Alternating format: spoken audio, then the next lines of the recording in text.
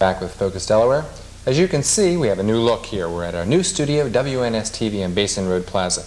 And as you've heard, we have a new co-host by the name of Shawna Saints. Now, I'll give you a little background on Shawna. She's the agency director at the Barbizon School of Modeling. And the reason why she's with me is because, well, frankly, I had found that hosting Focus Delaware was a full-time job, and I had considered giving it up altogether, but then I thought of the idea of having a co-host to take some of the burden of the work off of me.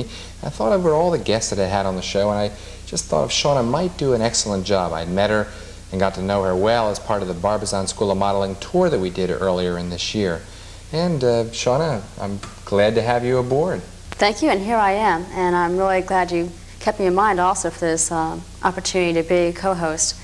I do work full-time at the Barbizon School. I work from 1 until 9, but I also have 2 other jobs also. Well, we tell our viewers. Okay, I'm quite busy. In fact, a few days each week, I instruct makeup artistry for a local salon, and then I do work full-time at Barbizon. I also work on Focus Delaware. So total, I work about 50 or 60 hours a week. Well, you fit the Focus Delaware host mold then.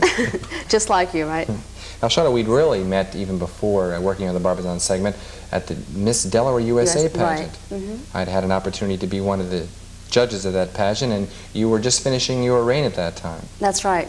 And it was really an exciting year. I had the opportunity as Miss Delaware USA to go to Mississippi for the national pageant, and there I met Bob Barker and also Donnie Osmond and quite a few well-known judges too. What do you anticipate getting out of this experience personally, and what do you anticipate giving to Focus Delaware? Well, hopefully some new ideas, a new aspect, and just helping you along also. Well, that I cheer you on for, because we certainly use the help. And I think some of your viewers may enjoy looking at Shawna occasionally rather than looking at me all the time. I just have a hunch. Now, Shawna, where are we going to be going on this next tour? Well, our very first tour is WNS-TV, our brand new home. I think that'd be a nice idea since we're here.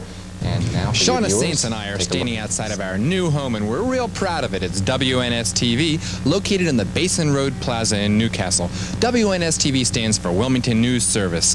Wilmington now has its own commercial broadcast station, and this is an all-new facility with all-new equipment throughout. Bob, besides broadcasting the news, weather, and sports live Monday through Friday in our new studio, there are also new programs, too.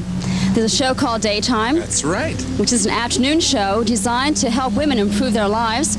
There's also Prime Time, local sports, and culture and entertainment specials, classic motion pictures. There's also 10 half-hour shows which are aired Monday through Friday, 7 p.m. to 8 p.m., which includes Focus Delaware. I'm real excited about that lineup. Let's go in and take a look. Sounds great. Let's do that. Okay.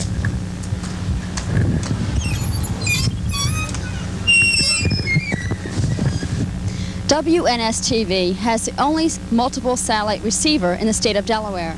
This satellite dish is able to receive the signals from as many as 10 satellites at the same time. Currently, WNS-TV is utilizing the signals from 4 satellites for its network programming. The satellites are brought into the master control room. Let's join Bob now in the control room where the programming is broadcast. We're in the control room now, the nerve center of the whole operation. From here, all programming on WNS-TV Cable 2 is brought to you every day. As a matter of fact, the master control is a state-of-the-art digital video switcher. There is a routing switcher that allows 20 different video and audio signals to be transmitted throughout the station facility. The audio section is as sophisticated as most radio station control rooms. A 28-channel control board allows for a variety of audio effects. This is the video switcher, and this is where the First State News is brought to you 3 times a day, as well as all the other local programming. With me is Jeff Kronfeld, our director, and we're going to ask him now to show us some special effects. Jeff, could you show us some of your special items? Okay, Bob. First thing I'm going to show you is an add-a squeeze. Okay.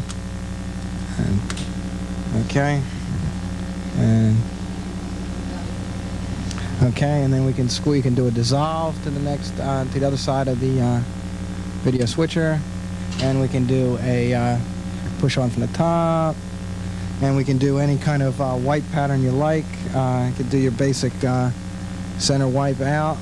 Okay, we can wipe to color bars if you like. Okay, we can do modulated wipes here. Okay.